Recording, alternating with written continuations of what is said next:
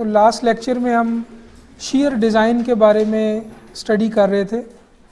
Shear का जो ACI design method है वो तो ऑलरेडी आपने आई थिंक पिछले कोर्स में पढ़ा होगा बीम्स के लिए। सो उसका एक क्विक रिव्यू देखते हैं और फिर टॉर्शन डिज़ाइन पे जाएंगे। सो लास्ट टाइम हमने एक तो बड़ी इंपॉर्टेंट चीज़ ये डिस्कस की थी कि शीयर स्ट्रेसेस या शीयर के अगेंस्ट डिज़ाइन जिन स्ट्रेसेस के अगेंस्ट होता है उनका ओरिजिन क्या है, ठीक है, और वो है डायगोनल टेंशन, यानी बीम के स्पैन के अलोंग, डेप्थ के अलोंग भी कहीं पर भी हम कोई एक अगर सेक्शन लें, एक एलिमेंट लें, तो उसके ऊपर बेंडिंग की वजह से प्रोड्यूस होने वाले एक्सियल स्ट्रेसेस होंगे और शीयर स्ट्रेसेस होंगे। बेंडिंग की वजह से जो बेंडिंग स्ट्रेसेस प्रोड्यूस होते हैं वो एक्सियल होते हैं, यानी वो टॉप पे कंप्रेशन और बॉटम पे टेंशन की सूरत में। सो हमने ये देखा था कि उन बेंडिंग स्ट्रेसेस और शीयर स्ट्रेसेस के कंबाइंड इफेक्ट को दो प्रिंसिपल स्ट्रेसेस से रिप्रेजेंट किया जा सकता है, लेकिन वो प्रिंसिपल स्ट्रेसेस एक डायगोनल एंगल में होंगे, वो यानी बिल्कुल हॉरिजॉन्टल या वर्टिकल नहीं होंगे। शीयर स्ट्रेसेस बिल्कुल वर्टिकल होते हैं, आपको पता है।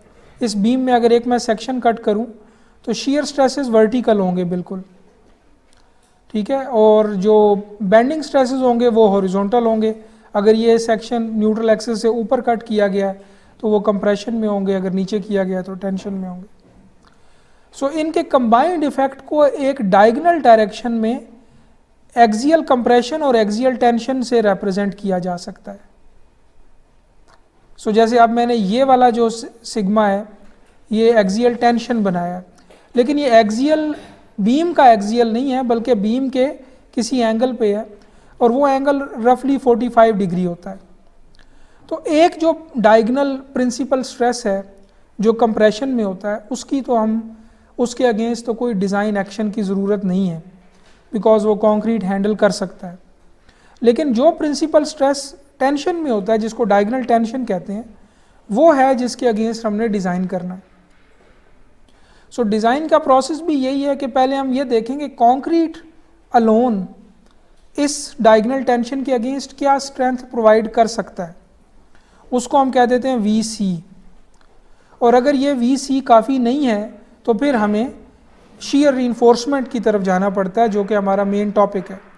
शीयर रीइंफोर्समेंट VS के अगेंस्ट दी जाएगी, ठीक है। VS असल में वो शीयर स्ट्रेंथ है जो शीयर स्टील की तरफ से हमें मिल रही है।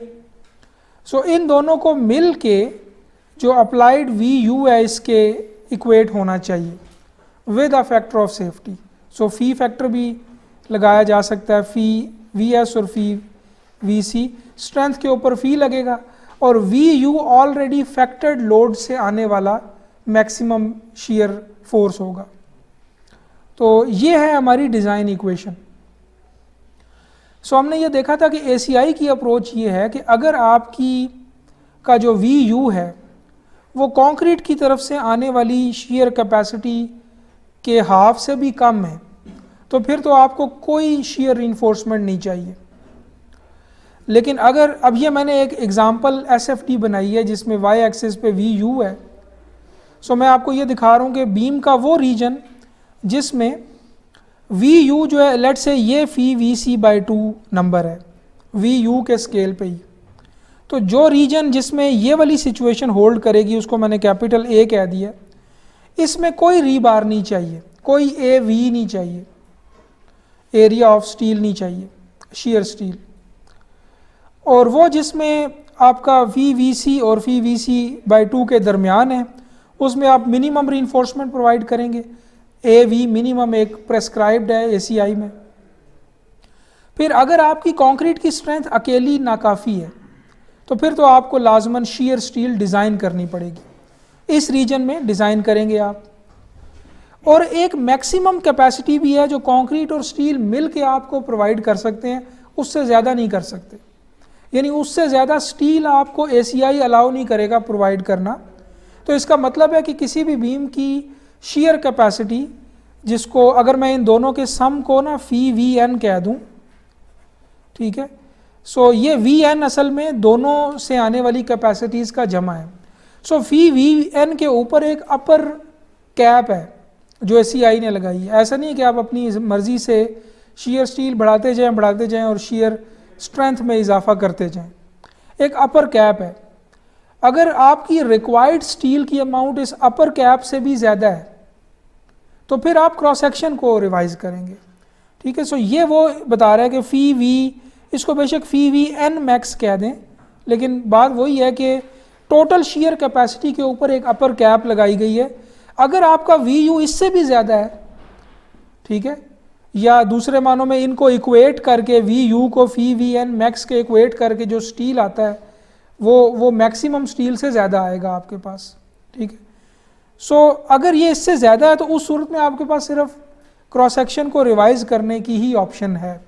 ऐसा नहीं है कि स्टील मज़ीद प्रोवाइड करके आप स्ट्रेंथ को मज़ीद बढ़ा सकते हो। तो एक तरह के ये 4 केसेस हैं शेयर डिज़ाइन के। आप अपना केस देखेंगे और उस हिसाब से स्टील डिज़ाइन कर लेंगे। बेसिकली आपका ए वी जो है वो प्राइमरी वेरिएबल है, अमाउंट ऑफ शेयर स्टील। ठीक है, जैसे ए एस आपका प्राइमरी वेरिएबल था, उसमें फ्लेक्जर के केस में ए एस था, और ये वेरिएबल मैं विद अ कंडीशन कह रहा हूँ कि ट्रायल सेक्शन है आपके पास। वैसे तो देखा जाए तो इसके अलावा बी डी वगैरह भी, ये भी आपके वेरिएबल ही बनते हैं डिज़ाइन में। सो अगर एसीआई के क्विकली स्टेप्स देख लिए जाएं डिज़ाइन के क्या हैं।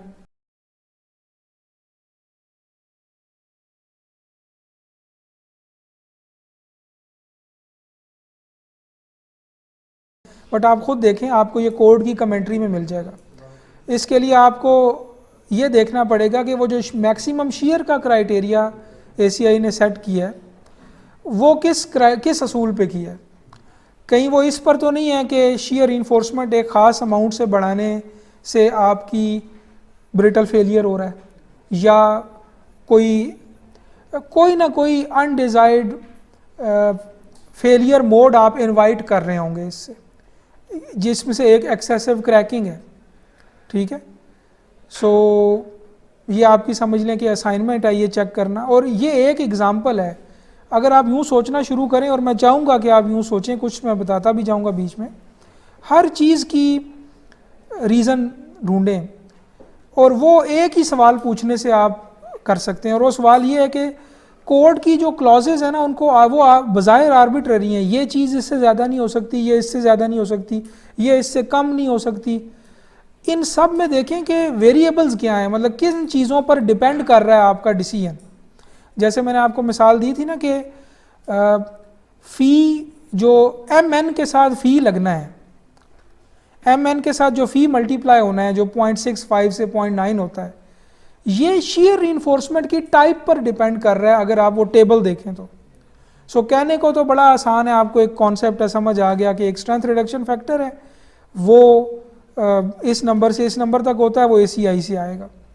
लेकिन इससे आगे की सोच ये है कि आप ये देखें कि ये फ़ी कैसे बनाया गया है और ये जिन चीज़ों पे डिपेंड कर रहा है वो क्या चीज़ें हैं और वो क्यों हैं, क्यों डिपेंड कर रहा है इस पर। यानी फ्लेक्जर का strength reduction factor share reinforcement की टाइप पर क्यों डिपेंड करेगा, ये है असल सवाल जो इस कोर्स में सोचना है आपने, या इस तरह के जितने भी सवाल हैं। ठीक है, मैक्सिमम के क्राइटेरिया क्यों हैं, मिनिमम के क्यों हैं। ठीक है, सो इसी तरह के मैं कई आपको हाईलाइट भी करता जाऊंगा, मज़ीद चीज़ें भी अभी इसमें आ भी रही हैं। ज़्यादातर का ताल्लुक इंटरेक्शंस के साथ है, यानी जब भी दो चीज़ें जो बज़ाहिर आपस में आपको रिलेटेड नहीं लग रही बट वो क्राइटेरिया एक दूसरे के ऊपर डिपेंड करा रहा है कोड, विच मीन्स कि ये दोनों एक्शन इंटरेक्ट कर रहे हैं। ठीक है, आप देखेंगे अभी कि टॉर्शन डिज़ाइन में शेयर का रोल होगा। ठीक है, इसी तरह अगर आप अभी इसी में देख लें, इसी में आगे फ़ी वी सी अभी जिक्र कर रहे थे ना हम, फ़ी वी सी के कैलकुलेट करने में एक्सियल लोड का इस्तेमाल है। आमतौर पे आप एक सिंपल एक्सप्रेशन से वाकिफ़ है ना, 2√FC प्राइम बी डी। इसमें आप देख रहे हैं कि जो शेयर कैपेसिटी है कंक्रीट की, वो सिर्फ कंक्रीट की कंप्रेसिव स्ट्रेंथ का फंक्शन है। असल में देखा जाए तो उसकी अंडर रूट का फंक्शन है। और इसकी भी एक रीज़न मैंने आपको बताई थी कि टेंसाइल कैपेसिटी समहाउ किसी factor times under root f c prime की शक्ल में इस तरह रिप्रेजेंट की जाती है। तो असल में डायगोनल टेंशन के अगेंस्ट कैपेसिटी है ये वी सी। लेकिन आप सोच सकते हैं ना कि अगर एक बीम है उसके ऊपर एक्सियल लोड भी है, कंप्रेशन या टेंशन, तो दोनों सूरतों में कंप्रेशन या टेंशन के केस में उसकी शीयर स्ट्रेंथ जो वो ऑफर कर रहा है कंक्रीट वो डिफरेंट होगी उससे कि अगर ये एक्सियल लोड ना होता। आप इंट्यूटिवली ज़रा सोचें कि अगर बीम को ऑलरेडी एक्सियल कंप्रेशन मिल रही है तो उसकी वी सी ज़्यादा होनी चाहिए या कम होनी चाहिए? ज़्यादा होनी चाहिए। अगर टेंशन मिल रही है तो कम होनी चाहिए। सो अगर आप देखें कि एक्सियल कंप्रेशन के केस में वी सी का एक डिटेल्ड एक्सप्रेशन भी अवेलेबल है, ऑल्दो कि ये अपडेटेड नहीं है, अभी मैं अपडेटेड वाली भी आपको दिखाता हूँ, बट उसमें ये एक्सियल लोड जो आ रही है अगर ये आपके पास एस्टीमेट मौजूद है तो आप ज़्यादा बेहतर वी सी का नंबर कैलकुलेट कर सकते हैं इस फार्मूला से आने से ज़्यादा एक्यूरेट नंबर। इसी तरह अगर टेंशन होगी तो ये नेगेटिव में हो जाएगा नंबर एन यू जो है। सो एन यू यहाँ पे एक्सियल लोड है बीम के ऊपर आने वाला।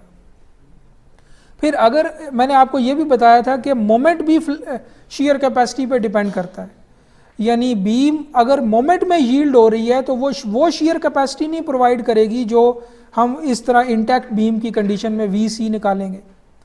तो आपको कोड में ऐसी एक्सप्रेशन भी वी सी की मिल जाएगी जिसमें एम यू भी एज अ वेरिएबल आ रहा होगा, एम यू भी। यानी अगर आपके पास बेंडिंग मोमेंट मैक्सिमम पता है तो आप एक मॉडिफाइड शीयर कैपेसिटी निकाल सकते हैं जो इंटरेक्शन के बाद एक अप्रॉक्सीमेट नंबर आपके पास आएगा। तो जब भी आपको दो बज़ाहिर रिलेटेड चीज़ें रिलेट होती भी अनरिलेटेड चीज़ें नज़र आ रही हों कोड के अंदर, तो आप लाजमी देखें कि इन एक्शंस के दरमियान कोई इंटरेक्शन है जो इम्प्लिसिटली कंसिडर करने के लिए इस क्राइटेरिया को दूसरे के साथ जोड़ दिया गया है। मैं आपकी इसकी मिसाल देता हूँ। आम तौर पे हमें बस ये बता दिया जाता है कि जो वी यू आपने लेना है ये सपोर्ट से d/2 डिस्टेंस पे लेना है। मैक्सिमम थ्योरेटिकल वी यू जो बिल्कुल सपोर्ट के ऊपर होगा, सेंटर लाइन के ऊपर होगा, वो आपने नहीं लेना, बल्कि सपोर्ट से d/2 डिस्टेंस पर जो मैक्सिमम वी यू की वैल्यू होगी वो डिज़ाइन में इस्तेमाल करनी। ऐसे ही है ना? इसकी क्या रीज़न है? जी हाँ बिल्कुल। अब एक ऐसा इफ़ेक्ट है जो आपको अभी फ़िलहाल बज़ाहिर देखने से पता नहीं चल रहा, बट वो इम्प्लिसिटली कंसिडर करने के लिए ये d/2 की शर्त रख दी गई। रिएक्शंस जो आपके बीम के ऊपर हैं वो भी सपोर्ट पे हैं और वो रिएक्शन एक्सटर्नल फोर्सेस हैं। रिएक्शंस बीम के लिए एक्सटर्नल फोर्सेस हैं, यानी अगर अकेली बीम को देखा जाए तो रिएक्शन ऐसे ही है जैसे बीम के ऊपर आने वाला कोई लोड, ठीक है, जैसे वो एक्सटर्नल फोर्स है उसी तरह रिएक्शन भी एक्सटर्नल फोर्स है बीम के लिए। तो वो रिएक्शन एग्जैक्टली जिस पॉइंट पे लग रहा है, ऐसा नहीं है कि बस उसी लाइन में उसका इफेक्ट है, वो इफेक्ट फैल रहा है। ऐसे मैंने आपको बताया था कि कोई भी लोड जब पॉइंट लोड लगता है किसी पॉइंट पे, तो ऐसा नहीं है कि बस वो सिर्फ उस नुक्ते को अफेक्ट कर रहा है, उसका इफेक्ट एक कॉनिकल फॉर्म में फैलता है और फिर एक ख़ास डिस्टेंस जब वो दूर हो जाता है उस पॉइंट लोड से, उसके बाद उसका इफेक्ट जो है वो यूनिफॉर्म हो जाता है। यानी अगर मैं ये एक पॉइंट लोड लगाऊं और मैं बिल्कुल इस पॉइंट लोड के नीचे से सेक्शन कट कर लूं, तो मैं देखूंगा कि कुछ थोड़ा सा उस पॉइंट लोड के लेफ्ट और राइट साइड पर रीजन होगा जो डायरेक्ट कंप्रेशन में होगा। ऐसा नहीं है कि बिल्कुल उस नुक्ते की सीध में जो नीचे नुक्ता है, पॉइंट है, वो डायरेक्ट कंप्रेशन में होगा। थोड़ा सा मजीद नीचे से सेक्शन काटूं तो उसका इफेक्ट ज़्यादा फैल चुका होगा, तो ज़्यादा रीजन जो है वो डायरेक्ट कंप्रेशन में आया होगा और एक ख़ास डेप्थ के बाद वो इफेक्ट यूनिफॉर्म हो जाएगा, ठीक है, वो पूरा कंप्रेशन कोन है जो उसके नीचे बन रही होगी, ठीक है। सो वो एरिया डायरेक्ट कंप्रेशन में है जो बिल्कुल डायरेक्टली रिएक्शन वाला एरिया है, ठीक है। वो शीयर का केस ही नहीं बनता, वो डायरेक्ट कंप्रेशन का केस है जो कंक्रीट हैंडल कर लेगा। इसका मतलब है कि हम उस क्रिटिकल शीयर से थोड़ी सी कम शीयर, जो थोड़ी सी कम वैल्यू है, वो डिज़ाइन में यूज़ कर सकते हैं और उसके लिए एक गाइडलाइन ये दी गई कि बिल्कुल सपोर्ट से एंड से डी डिस्टेंस पर आप समझ लें कि उस कोन का इफेक्ट ख़त्म हो गया और अब जो डी डिस्टेंस पे जो सेक्शन है वो प्योर शीयर में है और इसको डिज़ाइन अगर कर लेंगे तो वो पूरी बीम का डिज़ाइन हो जाएगा, बिकॉज यहाँ पे मैक्सिमम शेयर है, राइट। इसी तरह एक सवाल ये भी पूछा जा सकता है कि ये कोड ने क्यों कहा कि फी वी सी ओवर 2 से कम अगर आपकी वी यू है तो फिर स्टील प्रोवाइड ना करें। बाकी एक्शंस में कोड क्या कह रहा है कि जो भी आपकी कैपेसिटी है कंक्रीट की उससे अगर कम है आपका अप्लाइड एक्शन तो उस स्टील की ज़रूरत नहीं है, ठीक है। लेकिन इस केस में वो कह रहा है कि अगर आपका फी वी सी से कम भी है शेयर लेकिन फी वी सी ओवर 2 से ज़्यादा है तो भी आप एक मिनिमम स्टील ज़रूर प्रोवाइड करें। यानी मैं सेक्शन बी लेंथ के पार्ट बी की बात कर रहा हूँ। इसकी क्या रीज़न हो सकती है? आपका आंसर पार्टली दुरुस्त है। असल में फ्लेक्सुरल क्रैक, अब देखें फ्लेक्सर की कहानी ख़त्म हो चुकी है, ये शेयर डिज़ाइन चल रहा है, लेकिन फ्लेक्सुरल क्रैक बाद में शेयर क्रैक में कन्वर्ट हो सकता है। फ्लेक्सुरल कैपेसिटी यानी फ्लेक्सुरल क्रैकिंग की वजह से शेयर कैपेसिटी रिड्यूस हो सकती है। सो ऐसे फेलियर हमने देखे हैं हिस्टोरिकली कि जिसमें आपके अप्लाइड शेयर की वैल्यू फी वी सी से कम थी और शेयर फेलियर हो गया। क्यों? क्योंकि अप्लाइड बेंडिंग मोमेंट की वजह से जो फ्लेक्सुरल क्रैकिंग हुई उससे शेयर कैपेसिटी ड्रॉप हुई और फिर वो कम पड़ गई शेयर वी यू के मुकाबले में और शेयर फेलियर हो गया।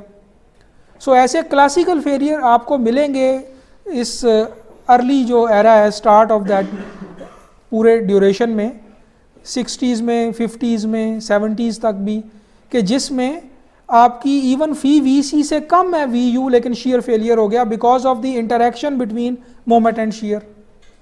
तो लिहाजा उन्होंने ज़्यादा स्ट्रिक्ट रिक्वायरमेंट रख ली कि इवन हाफ से भी कम, हाफ कैपेसिटी के हाफ से भी कम जब अप्लाइड शेयर होगा फिर आप बेशक ना दें, लेकिन अगर हाफ से ज़्यादा है और वी कैपेसिटी के फुल से कम है लेकिन फिर भी आप मिनिमम ज़रूर प्रोवाइड करें, राइट। सो ये वो कुछ स्टेप्स हैं जो हमने उस दिन देख लिए थे कि क्रॉस सेक्शनल डायमेंशंस आपके पास होनी चाहिए, b d V c calculate करें। अगर ये काफ़ी है या इसके हाफ से कम है तो ठीक है, नहीं तो फिर वी एस कैलकुलेट करें। वी एस असल में क्या है? Shear to be resisted by steel.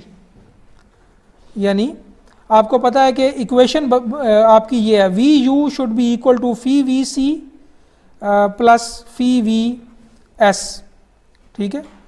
सो इसको अगर आप थोड़ा सा रीअरेंज कर लें तो ये क्या बन जाएगा? V S is equal to V you over phi minus V C, ऐसे ही है ना, बिल्कुल। सो आप अगर V you over phi minus V C कर दें तो ये वी एस कैलकुलेट हो जाएगा। सो अगर वी सी काफ़ी नहीं है और आपने शेयर स्टील कैलकुलेट करनी है तो पहले आप वो अमाउंट ऑफ शेयर कैलकुलेट करेंगे जिसके लिए स्टील कैलकुलेट करना है।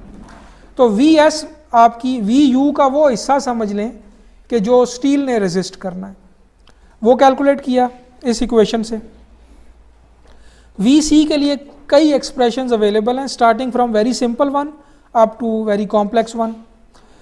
फिर आप ए वी कैलकुलेट करें, शेयर रिइंफोर्समेंट वी एस से आप डायरेक्टली ए वी कैलकुलेट कर लेंगे, अभी हम देखेंगे आगे। और फिर ए वी को री बार्स की अमाउंट में कन्वर्ट करें और एंड पे उनकी स्पेसिंग डिसाइड करें और देखेंगे वो लिमिट्स के अंदर हैं या नहीं, और वो लिमिट भी अभी मैं दिखा देता हूँ आपको। सो पहला स्टेप ये है कि ये आपकी डिज़ाइन इक्वेशन है। पहला स्टेप ये है कि वी सी कैलकुलेट करें। तो वी सी के लिए एक तो बड़ा सिंपल एक्सप्रेशन है लेकिन कुछ कॉम्प्लेक्स एक्सप्रेशंस भी हैं। अभी ये पुराने कोड के मुताबिक है, मैं अभी कोड ओपन करता हूँ और डायरेक्टली आपको पूरा प्रोसेस दिखाता हूँ। वहाँ से आपके पास वी सी आ गया तो फिर आप वी एस कैलकुलेट करेंगे, shear to be taken by steel.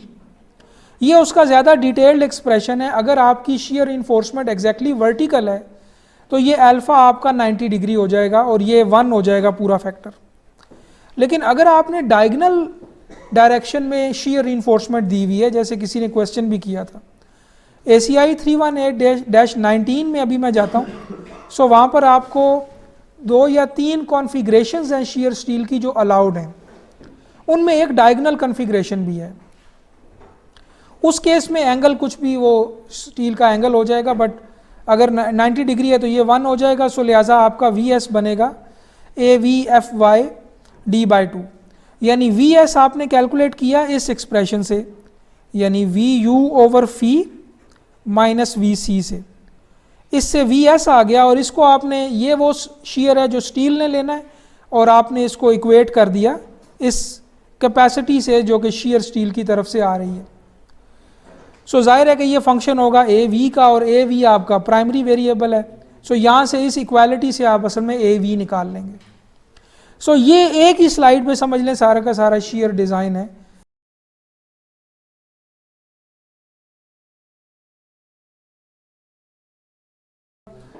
Welding allow है आपको एसीआई में, अभी मैं आपको दिखाता हूँ कि वो क्या केस बनता है डायगनल का, ठीक है।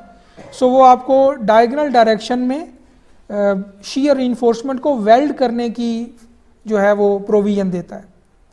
सो प्रैक्टिकली आम तौर पे मुमकिन नहीं है, बट अगर आपके पास स्पेशल अरेंजमेंट इस तरह की है तो आप दे सकते हैं। हमारे केस में ऐसा पॉसिबल नहीं है फ़िलहाल। हमारे यहाँ आम तौर पे सबसे जो इजी कॉन्फ़िगरेशन है वर्टिकल स्टील वही दिया जाता है। सो अगर कोई डायगोनल रीइंफोर्समेंट देनी है तो पूरे प्रोसेस में फ़र्क कहाँ आएगा, ये अल्फ़ा आपका चेंज हो जाएगा। अल्फ़ा है एंगल ऑफ स्टरअप, ठीक है। सो आपने वो स्पेसिंग और वो ए वी रखना है जो इस वी एस को बैलेंस कर ले।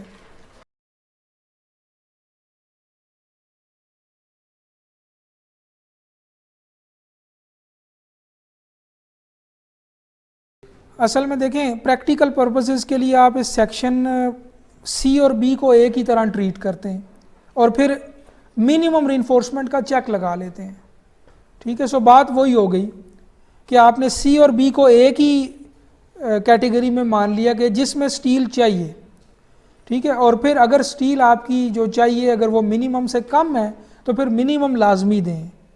इस चेक के साथ देखा जाए तो ये एक ही केस बन जाता है, क्योंकि बी में आपने ये इंश्योर करना है कि एटलीस्ट मिनिमम दी गई है। तो आप अगर बी और सी दोनों पर इकट्ठा ये चेक लगा लें तो एक ही बात है। ये भी बिल्कुल मुमकिन है कि आपके सी में भी मिनिमम गवर्न कर रहा हो क्राइटेरिया, ठीक है। सो लिहाजा बी और सी दोनों पर आपने मिनिमम का चेक लाजमी लगाना है, ठीक है। सो सी में इस फिगर को ड्रॉ करते हुए ये एजम्पशन की गई है कि सी में जो स्टील आपके पास कैलकुलेट होके आएगा वो मिनिमम से ज़्यादा होगा, ठीक है। सो लिहाजा वो आपने लिख दिया कि री बार रिक्वायर्ड, अदरवाइज सी और बी दोनों पर मिनिमम का चेक लगना चाहिए। सो जिस भी इस सी और बी में से जितने पोर्शन पर भी मिनिमम का क्राइटेरिया गवर्न कर रहा होगा आप उधर मिनिमम देंगे और बाकी में उससे ज़्यादा देंगे, ठीक है। सो लिहाजा ये फी वी सी ओवर 2 नहीं है बल्कि फी वी सी ही रख दिया गया। सो आई होप कि ये सारे सिंबल्स क्लियर हैं। एन यू एक्सियल लोड है, V U factored shear load है, ठीक है। V S shear due to steel stirrups, या वो शेयर का वो हिस्सा जो स्टील ने हैंडल करना है। सो आप वो लिमिट्स लगा दें। आपने ए वी निकाल लिया इस एक्सप्रेशन से और फिर इसके ऊपर आपने अपर लोअर लिमिट सब जो प्रिस्क्रिप्टिव चेक्स हैं वो लगाने हैं, ठीक है। सो अब मैं बिल्कुल नहीं चाहूँगा कि आप बिल्कुल मैनुअली कैलकुलेशंस करें एक एक बीम के लिए, एक एक कॉलम के लिए या एक एक एलिमेंट के लिए। एज लॉन्ग एज आप इस पूरे प्रोसेस को ऑटोमेट कर सकते हैं और ख़ुद करते हैं तो बस ठीक है, ये मिनिमम रिक्वायरमेंट है, ठीक है। सो कंसिडरिंग वो प्रैक्टिकल गोल जो आपने या वो रोल जो आपने लेना है बाद में, उसमें भी ये शामिल नहीं है कि आप एक एक बीम और कॉलम को हाथ से खुद हल करेंगे। एज लॉन्ग एज आपको प्रोसेस समझ आ गया, सारे चेक्स कहाँ कहाँ लगने हैं वो आपने ऑटोमेट कर दिए, इफ एल्स लगा दिए, शीटें बना दी, मैटलैब कोड बना दिए, सो आप इससे आगे जा सकते हैं। सो ये at locations of large moment uncracked area of beam section required, ये यहाँ पे एक मिस्टेक है, ये अंडर रूट सिर्फ एफ सी प्राइम पे है, ठीक है। सो वी सी जो है वो इससे कम होना चाहिए, यानी ऐसा नहीं है कि आपने शेयर आपने क्रॉस सेक्शन इतना बड़ा दे दिया कि उससे वी सी आपने इतना ज़्यादा प्रोड्यूस करवा लिया कि वो ऑलरेडी अप्लाइड शेयर उससे काफ़ी कम है। यानी ये शेयर डिज़ाइन की एक सेफ स्ट्रैटेजी नहीं है, बिकॉज अगर आपने क्रॉस सेक्शन बहुत डीप कर दिया हाई वी सी हासिल करने के लिए तो आपकी डेप्थ एक ख़ास वैल्यू से जब ज़्यादा होगी तो वो डीप बीम में आ जाएगी, और उसमें वैसे ही क्रैकिंग के बड़े इश्यूज़ हैं। डीप बीम्स में क्रैकिंग जो है वो बहुत ज़्यादा सिग्निफिकेंट होती है compare to shallow beams. So at locations of large moment, जैसे कि मिड सेक्शन हो गया बीम का, uncracked area of beam section उसमें VC इससे कम होना चाहिए, और at locations of small moment for example जिस तरह एजेस हो गए, large portion of section is available to resist shear. ठीक है, सो ये भी, इसमें भी एक मिस्टेक है, यहाँ से ये कर दें। सो देखें, आपकी अगर आप लेट्स से सेक्शन बीम के मिड पॉइंट के ऊपर शीयर कैपेसिटी कैलकुलेट कर रहे हैं, तो वो कह रहे हैं कि आप ये जो फैक्टर है ये कम लें, 1.9 लें।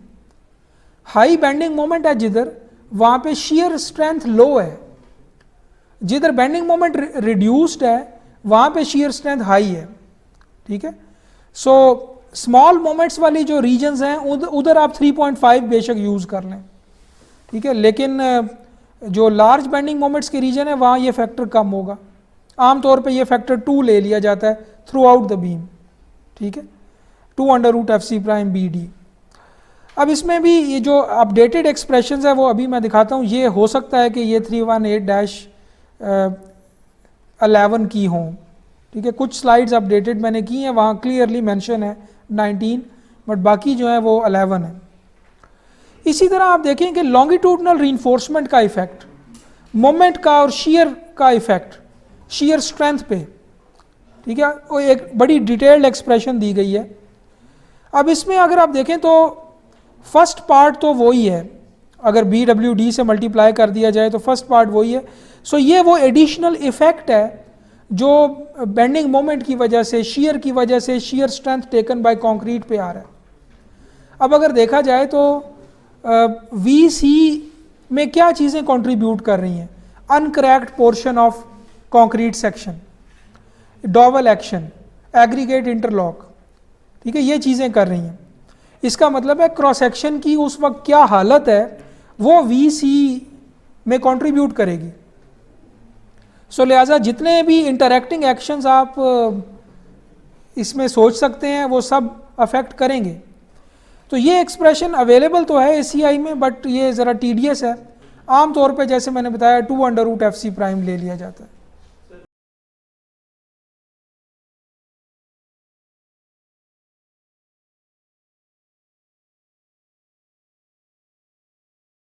पहला क्वेश्चन तो ये देखें, ये तो एक्सपेरिमेंटल डेटा को फिट करके ये इक्वेशन बनाई गई है। इसमें अगर आप देखेंगे तो VU अकेला नहीं है, VU/MU जो है ये एक पूरा एक ही वेरिएबल है। ठीक है, सो असल में देखा जाए तो ये MU/VU है। ये एक डायमेंशन बनती है। अगर आप देखें इसके यूनिट अगर आप देखें तो लेंथ के हैं। ठीक है, सो असल में ये एज अ होल एक वेरिएबल ट्रीट हो के देखा गया है कि VC पर इसका इफेक्ट क्या होता है। ठीक है, सो इसमें क्या किया गया, बीम को मुख्तलिफ बीम्स को different levels of bending moments पे और different levels of applied loading पे बेसिकली जिन्होंने VU और MU प्रोड्यूस किए हैं उन पर टेस्ट किया गया और उनकी एक्चुअल VC कैलकुलेट की गई और बाद में फिर डेटा को फिट करके ये एक्सप्रेशन दी गई। बेसिकली ओवरऑल फॉर्म सेट कर दी गई और ये जो कोफिशिएंट है ये बाद में सेट किया गया। एक्चुअल कोफिशिएंट 2500 से थोड़ा सा डिफरेंट आया होगा, उन्होंने उसको राउंड करके ये एक्सप्रेशन प्रोवाइड कर दी। सो लिहाजा एम्पिरिकल एक्सप्रेशंस के केस में कई दफ़ा आपको काउंटर इंट्यूटिव चीज़ें भी मिलेंगी। जैसे आपने राइटली पिक किया, अप्लाइड शीयर बढ़ने से शीयर कैपेसिटी का बढ़ना तो कोई ख़ास वो सेंस नहीं बनाता, लेकिन असल में वो अप्लाइड शीयर अकेली तो नहीं बढ़ रही, असल में ओवरऑल अप्लाइड लोडिंग बढ़ रही है जिससे ये पूरी रेशो बढ़ रही है MU/VU। जब अप्लाइड शीयर बढ़ेगी वो अकेली थोड़ी बढ़ेगी, उसके साथ M मोमेंट भी बढ़ेगा, MU भी बढ़ेगा। ठीक है, सो असल में ये दोनों इफेक्ट अप्लाइड लोडिंग की वजह से इकट्ठे प्रोड्यूस होंगे और इनकी रेशो है जो रिलेट की गई है VC के साथ। ठीक है, सो अकेले VU को नहीं देखा जा सकता। फिर इसमें इंपॉर्टेंट पॉइंट एक नोट करने वाली है कि लॉन्गिट्यूडनल रीइंफोर्समेंट भी शियर कैपेसिटी पे इफेक्ट डाल रही है। ये भी एक इंपॉर्टेंट ऑब्जर्वेशन है कि देखें रो जो है वो भी वी सी पे इफेक्ट डाल रहा है। यानी जब ये एम्पिरिकल एक्सप्रेशन बनाई गई होगी तो वो सारे फैक्टर लिस्ट डाउन किए होंगे जो वी सी पे इफेक्ट डाल सकते हैं, और फिर उन एक एक फैक्टर को प्लॉट करके देखा गया होगा कि वी सी के साथ इनका डायरेक्ट रिलेशन है, इन्वर्स रिलेशन है, या जो भी रिलेशन है वो किसी इक्वेशन में कैसे समराइज किया जा सकता है। अब आ जाएं दूसरे क्वेश्चन पे।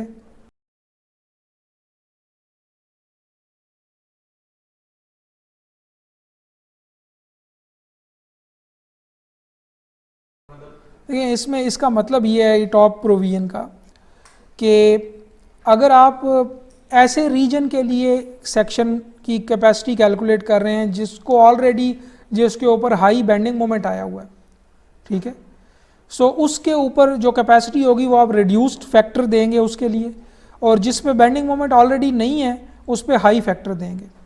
अब इसका सीधा सीधा जो है ये एक इंटरेक्शन अकाउंट की गई है, यानी शेयर बेंडिंग मोमेंट की इंटरेक्शन शेयर कैपेसिटी के साथ। असल में कई दफ़ा इसको यूं भी रिप्रेजेंट किया जाता है, और ये फिगर आई भी थी कि अगर मैं एम यू को वी सी के साथ प्लॉट करूं तो एक थोड़े से एम यू के लिए तो ये वी सी कॉन्स्टेंट ही रहेगा, वो ही रहेगा, लेकिन हाई एम यू के साथ ये रिड्यूस करेगा।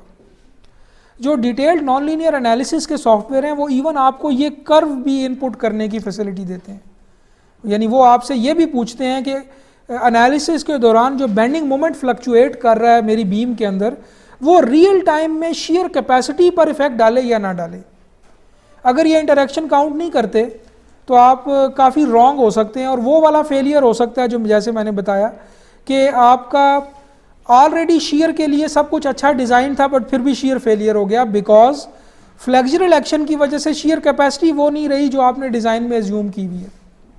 अब आपका क्वेश्चन ये है कि हम ऑलरेडी कंक्रीट को अनक्रैक्ड एज्यूम कर लेते हैं, बट वो कैलकुलेशंस में करते हैं जब एम एन कैलकुलेट करते हैं, यानी एम एन की कैलकुलेशन में आप सेक्शन को क्रैक एज्यूम कर लेते हैं न्यूट्रल एक्सिस से नीचे वाला।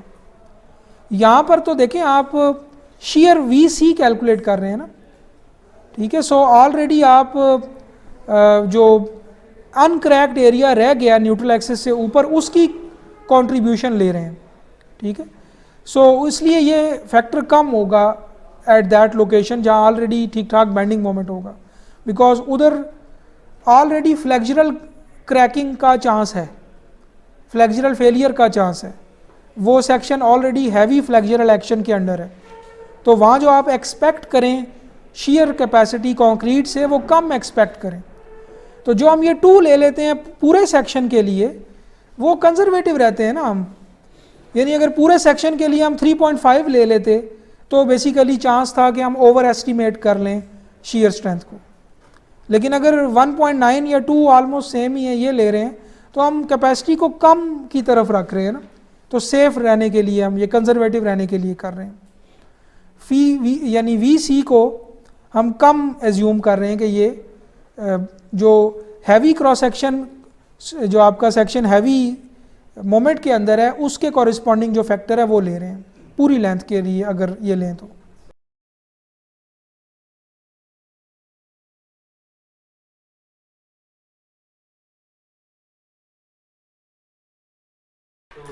असल में उसमें ये रीज़न नहीं है कि वो क्रैकिंग आती है और वो नहीं रहती, होने का चांस है, ठीक है। सो ये जो सेक्शन मैंने आपको बताया सेक्शन सी बनता है वो वाला बी, सेक्शन बी जो है इसमें ऐसा नहीं है कि हम डिज़ाइन में ये एज्यूम कर रहे हैं कि फ्लेक्सुरल क्रैकिंग है और हमारी कैपेसिटी रिड्यूस्ड है ऑलरेडी।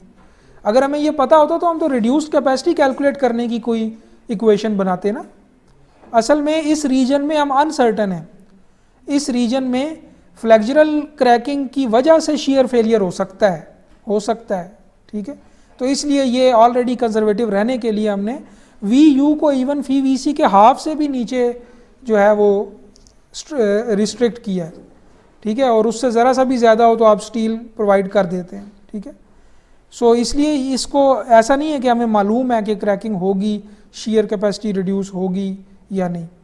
हो सकता है आपका अप्लाइड बेंडिंग मोमेंट इस रीजन में हो कि आप इस स्ट्रेट लाइन रीजन में हैं ऑलरेडी, आपका एम यू इससे कम है।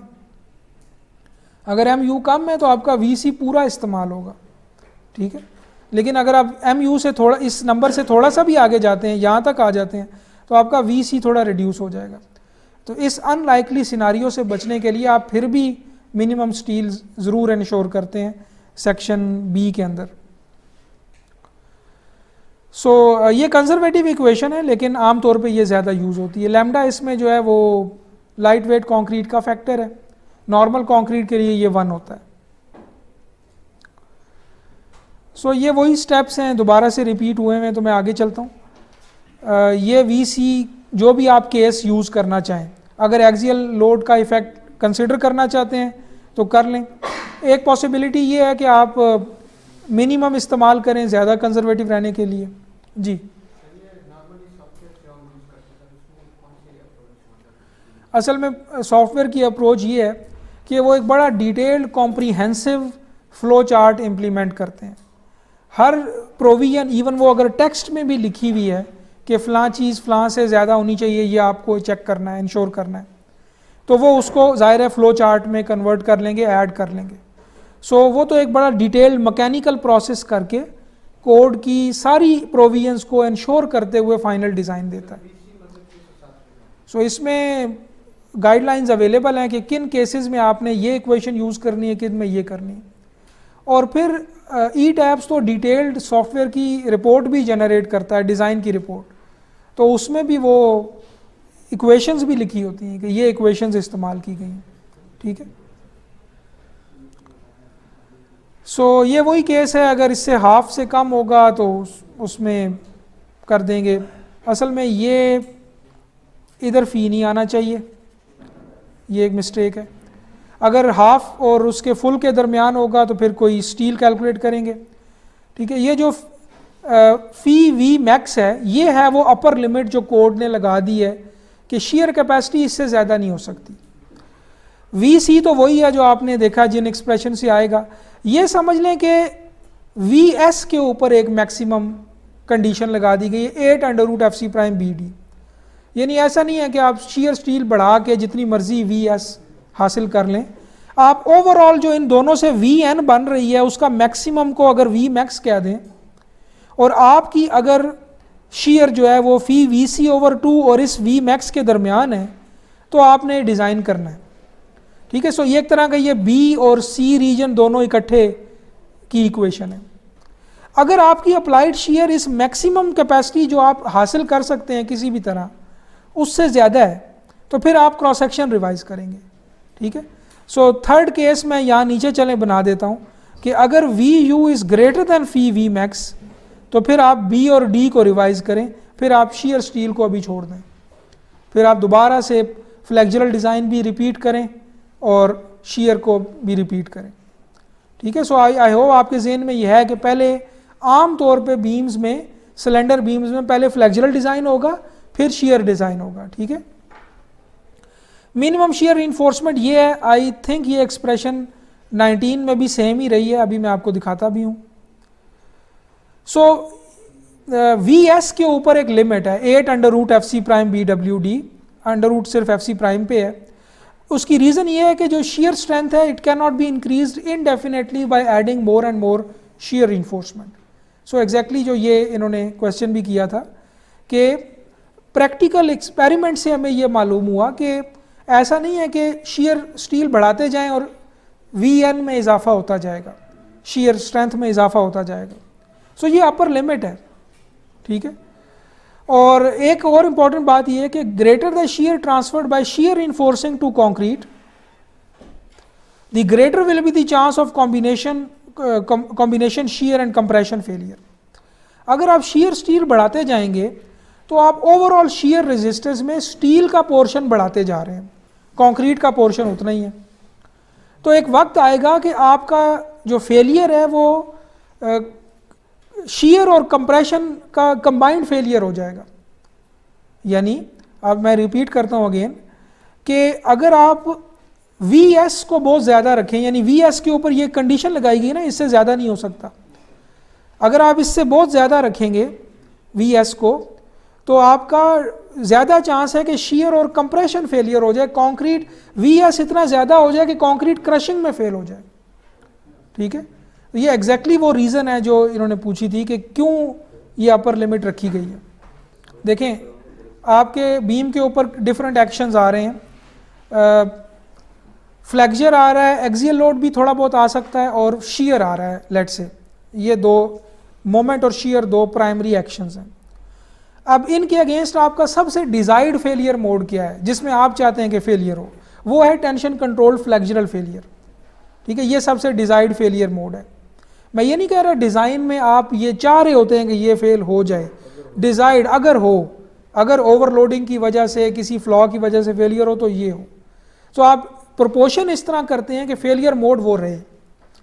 कोई भी ये कंक्रीट और स्टील का, और तीन मटेरियल हो गए अब समझें, कंक्रीट, शियर स्टील और लॉन्गिट्यूडनल स्टील, इनका कोई ऐसा कॉम्बिनेशन जो इस डिजायर्ड फेलियर मोड के अलावा किसी और फेलियर मोड का बाइस बने, वो कॉम्बिनेशन कोड अलाउ नहीं करेगा। ठीक है, सारी लिमिट्स इस चीज़ पर रखी गई हैं। सो लिहाजा ये कोड कभी भी आपको नहीं कहेगा कि टेंसाइल स्टील एक ख़ास नंबर से ज़्यादा हो जाए, ओवरऑल कैपेसिटी तो इंक्रीज हो जाएगी बट फेलियर मोड आपका ब्रिटल पे चला जाएगा। ठीक है, वो आप नहीं चाह रहे।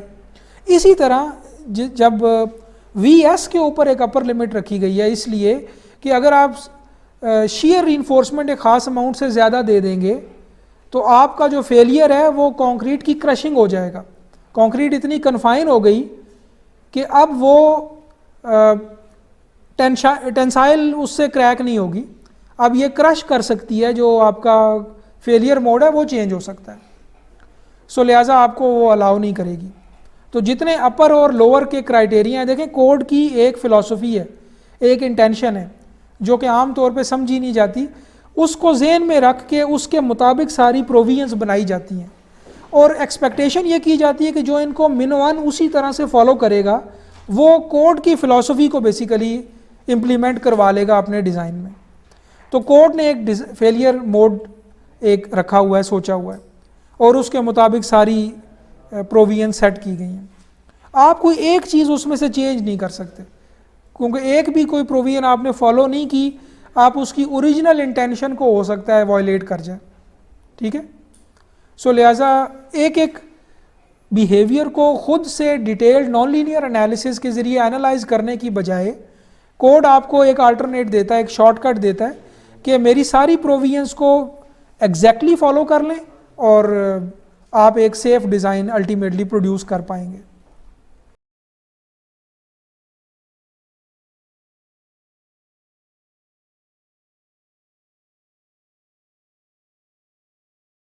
नहीं कहा जा सकता, बिकॉज VN के अंदर तो VC और VS दोनों शामिल होते हैं। हाँ, मैं ये कह रहा हूँ कि VS को बहुत ज़्यादा नहीं होना चाहिए। ठीक है, यानी VS को इस नंबर से ज़्यादा नहीं होना चाहिए कोड के मुताबिक, क्योंकि उस सूरत में क्या होगा कि शीयर रीइंफोर्समेंट इतनी ज़्यादा हो जाएगी कि आपका फेलियर मोड चेंज हो जाएगा। सो एक हेल्दी कॉम्बिनेशन होना चाहिए VC और VS के दरमियान। लेकिन एक एक्सेप्शन है, आम तौर पे जो special moment resisting frame high seismic areas में डिज़ाइन किए जाते हैं उनमें कंक्रीट की कंट्रीब्यूशन को बिल्कुल ज़ीरो कर दिया जाता है, यानी VC को इग्नोर कर दिया जाता है। ये एक उसमें एक्सेप्शन है कि उसमें सिर्फ एज्यूम किया जाता है कि सारी की सारी जो शीयर है वो स्टील ही ले रहा है, लेकिन फिर भी उसके ऊपर अपर लिमिट है। अगर आपकी रिक्वायर्ड स्टील उस नंबर से ज़्यादा आएगी तो आप क्रॉस सेक्शन इंक्रीज़ करेंगे। सो दोनों कंट्रीब्यूट करते हैं, स्टील भी और कंक्रीट भी। बीम्स के लिए भी असल में ये तो अभी हम पढ़ रहे हैं कन्वेंशनल रीइंफोर्स कंक्रीट डिज़ाइन। ठीक है, कन्वेंशनल डिज़ाइन पढ़ रहे हैं। एक स्पेशल यूँ समझ लें हाई साइज़मिक एरियाज़ के लिए कुछ डक्टिलिटी की स्पेशल रिक्वायरमेंट्स के भी ऐड की जाती हैं इस डिज़ाइन में, उसकी कुछ एडिशनल यूँ समझ लें कि रिक्वायरमेंट्स हैं या कंसिडरेशंस हैं। सो और वो सारी की सारी डक्टिलिटी बेस्ड है। उसके अंदर एक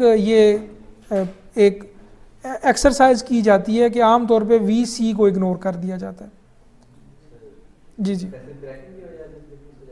उसमें उसकी मैं एक रीज़न 1 मिनट बताता हूँ, लेकिन पहले एक रिक्वेस्ट है कि ये अटेंडेंस वाली चीज़ बेशक बाद में कर लिया करें, क्लास के बाद कोई मुझे दे जाया करे ये कागज़, ठीक है।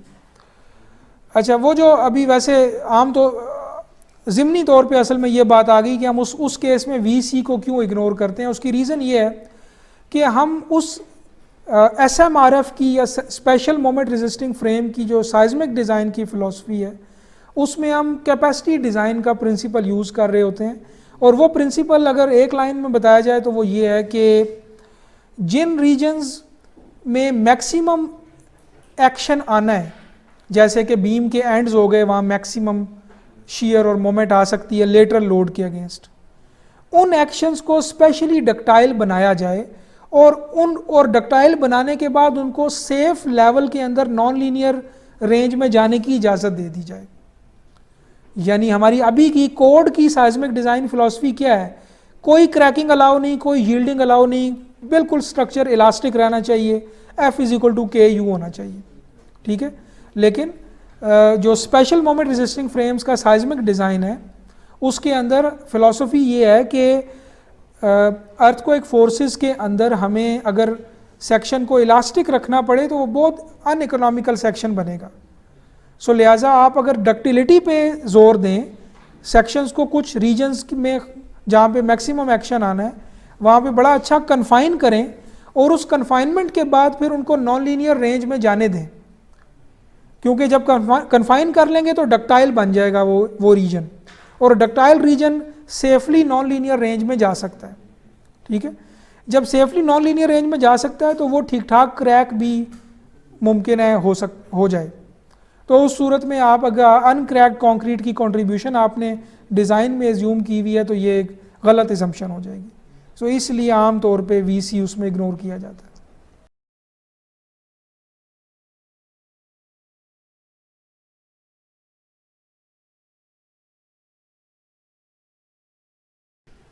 ये क्वेश्चन आई होप कि बाकियों को भी समझ आया होगा कि जो MN के लिए स्ट्रेंथ रिडक्शन फैक्टर है फी, जैसे मैंने बीच में जिक्र किया था कि ये टाइप ऑफ ट्रांसवर्स स्टील पर डिपेंड कर रहा है।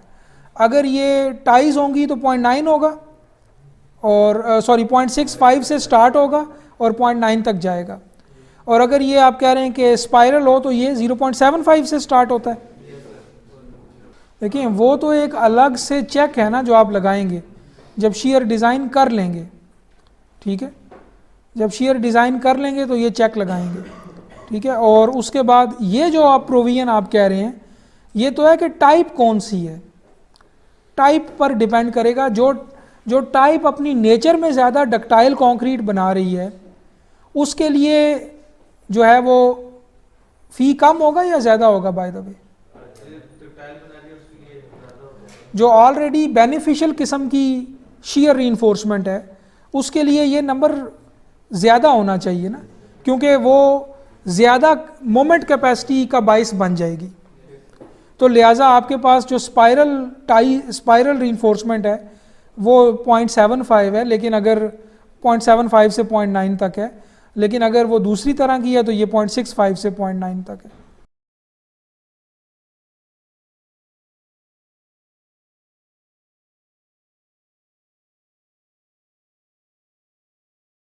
ऐसा नहीं है कि वो सिर्फ स्पाइरल की वजह से कंप्रेशन के चांसेस हैं, वो तो एक specific case to case basis के ऊपर चेक करने की चीज़ है। ओवरऑल आप नहीं कह सकते कि स्पाइरल जो है वो कंप्रेशन फेलियर का बाइस बनेगी और टाइज नहीं बनेगी। ये तो हर केस में जो अमाउंट ऑफ स्टील कैलकुलेट होके आएगी VS के कॉरिस्पॉन्डिंग, उसके ऊपर ये चेक लगाना है, ठीक है। तो वो FC प्राइम पे भी डिपेंडेंट है, B और D पे भी डिपेंडेंट है। ओवरऑल आप टाइप ऑफ स्टील को इससे नहीं जोड़ सकते, इस प्रोविजन से नहीं जोड़ सकते। सो एंड पर ये तो आपको ऑलरेडी डिस्कस हम हो गया कि फ्लेक्सुरल क्रैक बिल्कुल वर्टिकल होता है, शीयर क्रैक जो है वो इंक्लाइंड होता है। इस शीयर क्रैक के अगेंस्ट हम डायगोनल डायरेक्शन में स्टील भी दे सकते हैं, लेकिन उसके लिए फिर हमें इसको वेल्ड करना पड़ेगा, कुछ स्पेशल केस करना पड़ेगा। आमतौर पे वर्टिकल शीयर रीइंफोर्समेंट दी जाती है। सो एंड पे ये देखें कि ये री बार्स हैं इसकी स्पेसिंग है, ठीक है।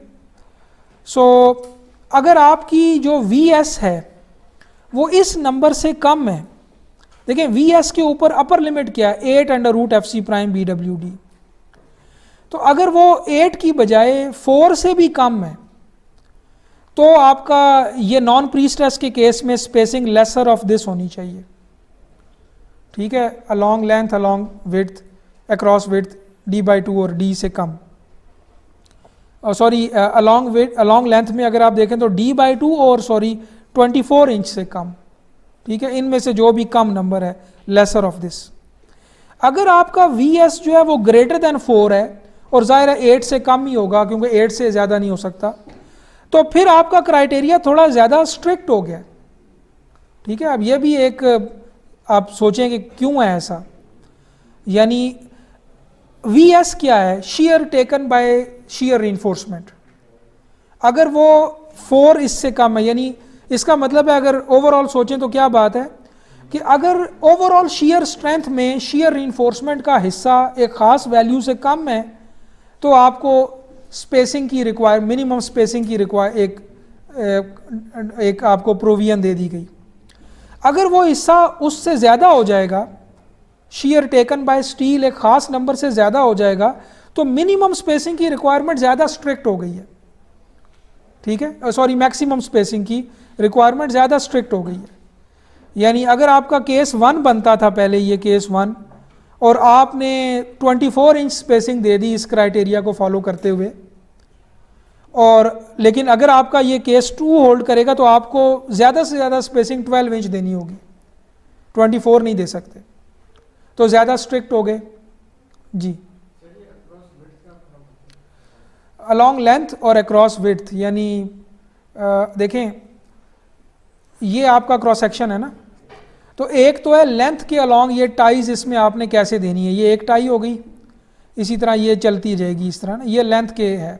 अक्रॉस विड्थ ये है कि देखें आप कई दफ़ा देखते हैं कि यूँ आपकी स्टील होती है, ठीक है, आपका जो AV कैलकुलेट होके आया, AV वो एक क्लोज्ड हुप में पूरा नहीं हो रहा, क्योंकि आपको पता है कि AV असल में क्या है, बाय डेफिनेशन क्या है, area of cross sectional area of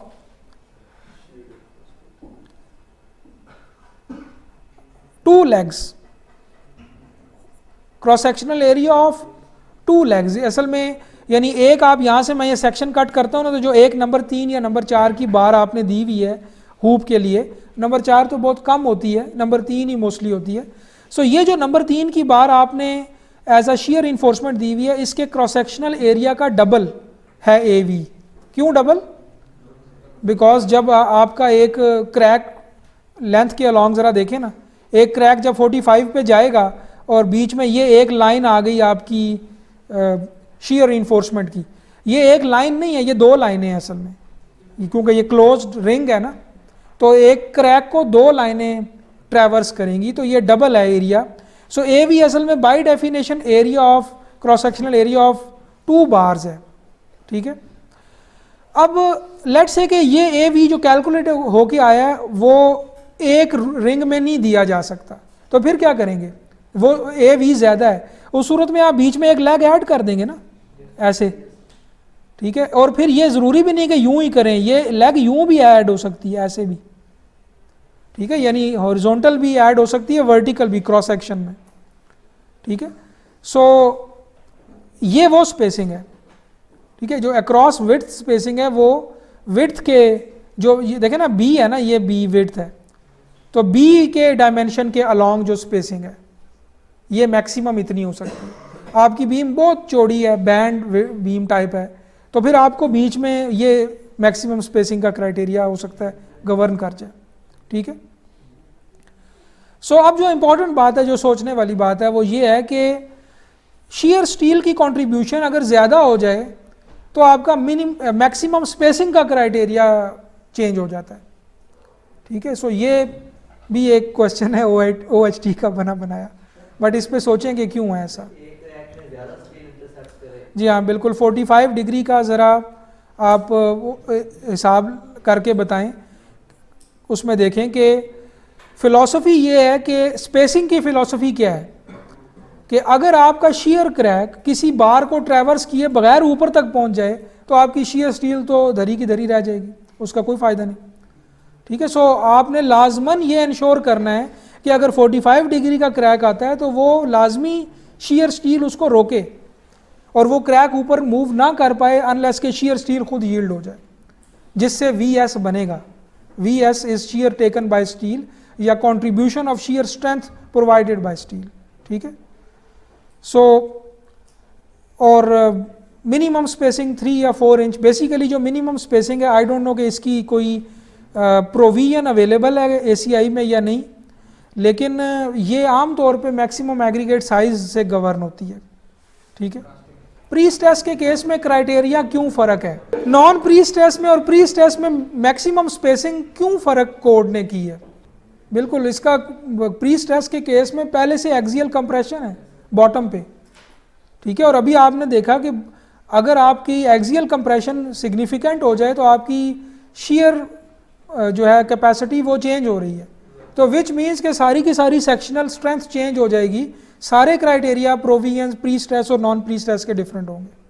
ठीक है, सो इसलिए आपको जिधर भी सेक्शनल स्ट्रेंथ की चैप्टर 22 में अभी जाते हैं तो आप देखेंगे कि नॉन प्री स्ट्रेस और प्री स्ट्रेस की पैरेलल में चल रही हैं प्रोविजंस, स्पेसिंग की भी, रीइंफोर्समेंट लिमिट्स की भी। सो अभी मैं ACI कोड में जाता हूँ और आपको ये जो जितनी एक्सप्रेशंस दिखाई हैं इनके अपडेटेड वर्जन्स हम देख लेते हैं, क्योंकि इनमें से कई मुझे अभी डायरेक्टली पता है कि ये चेंज हो चुकी हैं नए कोड में। फॉर एग्जांपल जो VC की एक्सप्रेशन है जो एक्सियल लोड के इफेक्ट को अकाउंट कर रही है, NU को, वो चेंज हो चुकी है, वो अब वो नहीं रही जो आपको दिखाई है। सो चैप्टर 22 असल में है सेक्शनल स्ट्रेंथ का और चैप्टर 9 है बीम्स का। ठीक है, सो चैप्टर 9 बीम्स का जो है वो बेसिक बीम के डिज़ाइन की फिलॉसफी बताएगा और सेक्शनल स्ट्रेंथ जिधर कैलकुलेट करनी है वहाँ चैप्टर 22 को रेफर कर देगा। सो अब आपको इससे इतना फेमिलियर होना चाहिए कि कोई भी प्रोविजन अगर आप सोचें कि ये कहाँ होगी तो आपको डायरेक्टली चैप्टर का ज़हन में होना चाहिए कि ये फ़लाँ जगह मिल सकती है। Spacing requirements, reinforcement, upper lower limits, ठीक है, बीम कॉलम, इनके तो अलग अलग चैप्टर्स हैं। सो इसमें देखें ये चैप्टर 9 है बीम्स का, और ऑलरेडी फ्लेक्चर के केस में एक दफ़ा मैंने ये सारा एक्सप्लेन किया था, बट शीयर के केस में अगर आप जाएं सो सबसे पहले ये तो आपको ऑलरेडी पता है कि ये मिनिमम थिकनेस है जो जिससे आपने स्टार्ट करना है ट्रायल सेक्शन। देखिए रिक्वायर्ड स्ट्रेंथ में अगर आप फैक्टर्ड शीयर है, ये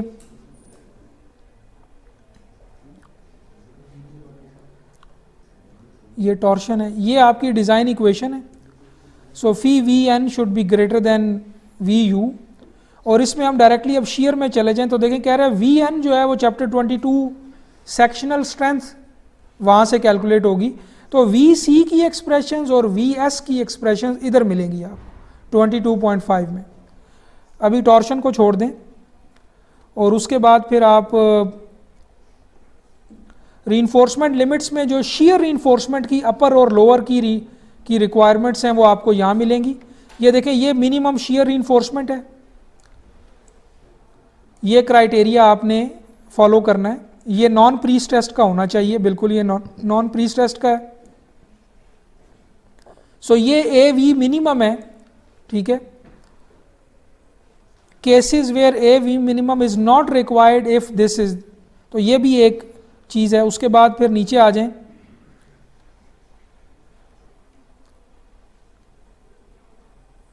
ठीक है, वो कह रहे हैं कि 0.5 VC से ज़्यादा जिधर जिधर VU है वहाँ मिनिमम प्रोवाइड करें, ये भी हमने देखा है। ये है required AV minimum. Non pre stress के लिए greater of these two quantities, तो ये जो स्लाइड्स में एक्सप्रेशन लिखी हुई है ये ठीक है, ये वही हैं। इन दोनों से AV मिनिमम निकालें और इससे जो ज़्यादा आती है वो आप मिनिमम लाजमी प्रोवाइड करेंगे in the region where phi VC जो है वो फी VC/2 से ज़्यादा है आपका अप्लाइड शीयर। प्री स्ट्रेस के केस में डिफरेंट केस है। मिनिमम टॉर्शनल रीइंफोर्समेंट को छोड़ दें, अब स्पेसिंग में आ जाएं, स्पेसिंग भी यहाँ पर ही यहाँ भी गिवन होनी चाहिए, क्योंकि ये तीनों एक्शंस को इकट्ठा लेके चल रहा है, फ्लेक्चर, शियर और टॉर्शन, यूं इसी ऑर्डर में चीज़ें आ रही हैं।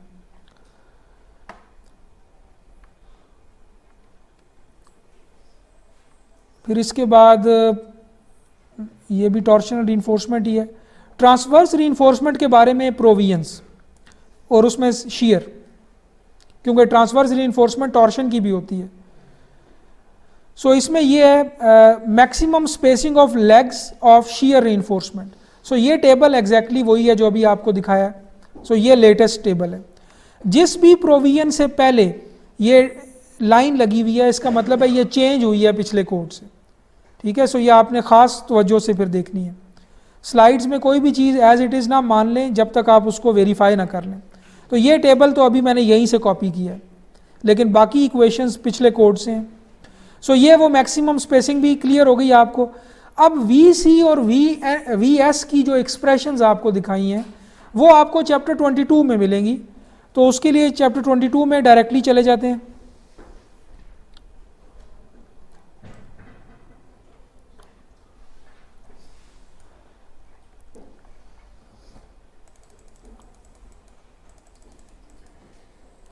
चैप्टर 22 में भी जो 22.5 है वो असल में शियर के बारे में बात कर रहा है।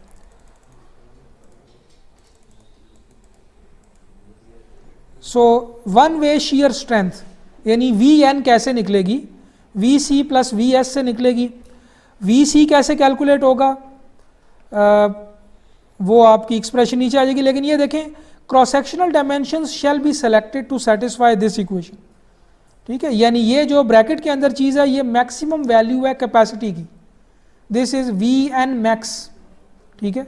अगर आपका वी यू इससे भी मतलब इससे भी ज़्यादा है तो फिर क्रॉस सेक्शन मॉडिफाई होगा। तो उसी बात को दूसरी तरह लिखा हुआ है कि क्रॉस सेक्शन की डायमेंशन वो लेनी है जो वी यू को इस नंबर से कम रखें। अच्छा, अब इसमें देखें दोनों डायरेक्शंस की शियर की इंटरेक्शन का भी जिक्र है जो स्लाइड्स में जो मैंने कवर नहीं किया। वी यू भी वी यू एक्स और वी यू वाई दो नंबर हैं, ठीक है, दोनों डायरेक्शंस की ऑर्थोगोनल डायरेक्शंस की शियर। हम अभी ये एज्यूम कर रहे हैं अपने शियर डिज़ाइन में कि जो प्राइमरी शियर है वो वर्टिकल शियर है, दूसरी डायरेक्शन की शियर सिग्निफिकेंट नहीं है, ठीक है। उस एजम्पशन के साथ कि कोई इंटरेक्शन नहीं है इसका दूसरी शियर के साथ, उसके साथ हम चल रहे हैं। अगर वो दूसरी डायरेक्शन का शियर भी सिग्निफिकेंट होगा तो ये एक इंटरेक्शन इक्वेशन है। इस तरह की इक्वेशन को कहते हैं इंटरेक्शन इक्वेशंस, कि दो एक्शंस दो डायरेक्शंस में जो हैं आपस में इकट्ठा एक्ट कर रहे हैं, तो जो कंडीशन लगाई जाएगी कि वो इकट्ठे मिल के इस नंबर से कम होने चाहिए, ठीक है। सो ये देखें, ये किया वही गया है कि V you over V n किया गया है लेकिन एक्स डायरेक्शन में, plus V you over V n किया गया है वाई में, और इनका इकट्ठा यानी ये असल में देखा जाए तो इनमें से हर एक जो टर्म है वो डीसी रेशो है, डिमांड टू कैपेसिटी रेशो है। तो दोनों की मिला के जो डिमांड टू कैपेसिटी है वो 1.5 से कम होनी चाहिए दोनों डायरेक्शंस की शियर की। लेकिन अभी हम फिलहाल वन डायरेक्शन की शियर की बात करें तो सिंपली हम इस इक्वेशन को रिड्यूस कर देते हैं एक तरह का एक छोटी एक्सप्रेशन में। सो अभी जो इक्वेशन हम यूज़ कर रहे हैं वो तो सिंपली कर रहे हैं V you should be less than और equal to phi V C phi V N. X और वाई का तो जिक्र ही नहीं है, इसको यूं भी तो मैं लिख सकता हूँ ना, V you over phi V n should be less than और इक्वल टू 1। अब इस इक्वेशन को ज़रा कंपेयर करें इस इक्वेशन से, ये लेफ्ट वाली ज़्यादा कॉम्प्रिहेंसिव है। लेफ्ट वाली जो इक्वेशन है ये दोनों डायरेक्शन के शियर को कंसिडर कर रही है। फ़र्क ये है कि उन दोनों की अपनी अपनी डीसी रेशोज का सम 1 से लेस 1.5 से लेस इंश्योर कर रही है। फिर अब जो सबसे इंपॉर्टेंट इसमें चीज़ है वो ये है लिमिटिंग जो वी एन है, या बल्कि उससे पहले वी सी देख लें, V c for non prestressed members. और अब ये वी सी की एक्सप्रेशन है और ये चेंज हुई है, देखें इनमें लाइन लगी हुई है। सो ये एक्सप्रेशन डिफरेंट है उससे जो मैंने आपको अभी दिखाई है, ठीक है। ईदर ऑफ दिस और ये भी डिपेंड कर रहा है क्राइटेरिया ए वी पर, ठीक है। अगर आपका A V greater than A V minimum है तो जो वी सी आपने इस्तेमाल करना है वो ये करना है, और अगर less than A V minimum है तो इस पे करना है, ठीक है।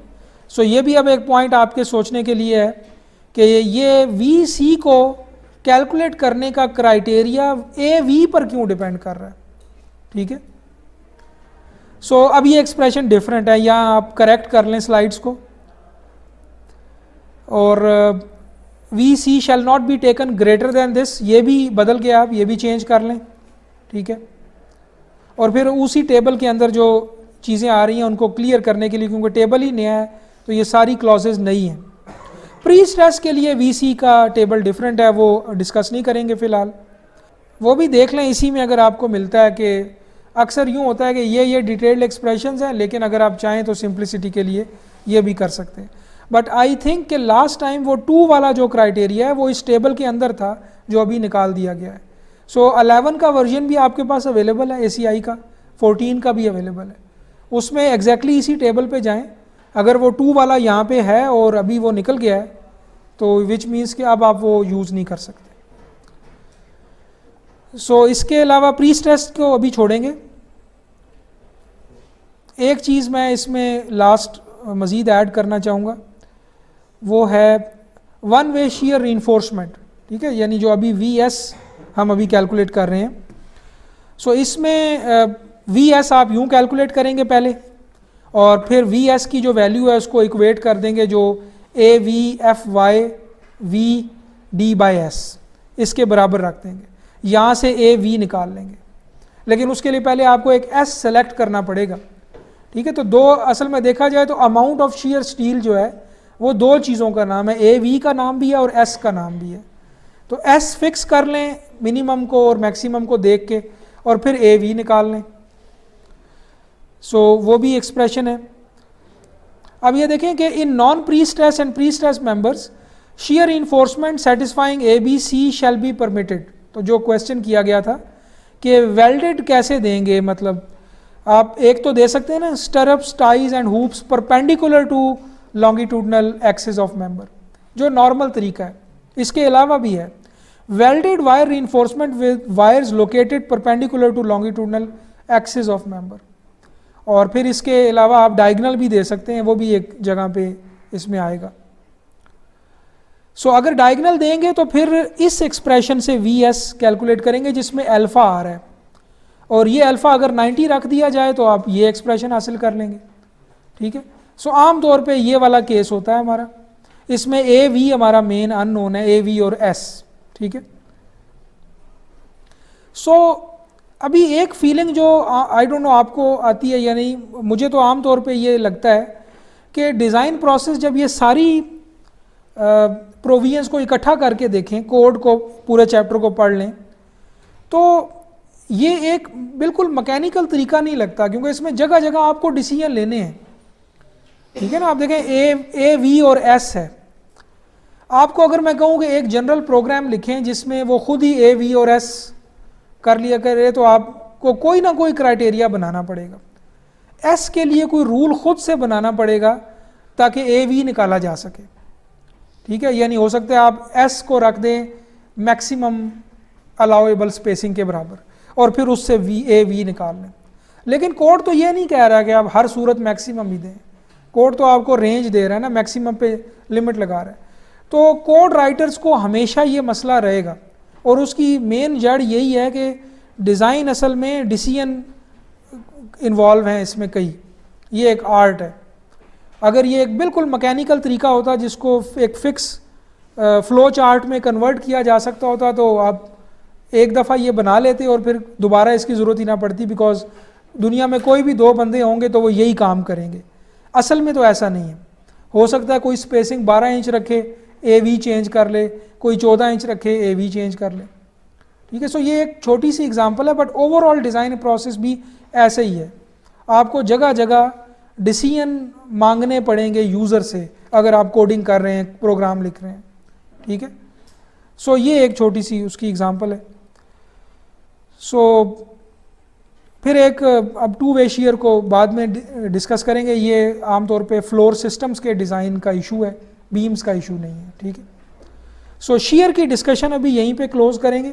मैं एज्यूम करता हूँ कि सारी डिस्कशन की रोशनी में जो अल्टीमेट प्रोडक्ट है वो एक्सेल शीट है या वो प्रोग्राम है जो आपने बनाना होगा, जिसको आप बाद में अपने CEP में भी यूज़ कर सकते हैं, ठीक है। सो आप वो बना लें, बेशक हैंड कैलकुलेशन वो सब चीज़ें उस तरह से ना करें, बिकॉज वो भी यही अंडरस्टैंडिंग दे देगा आपको।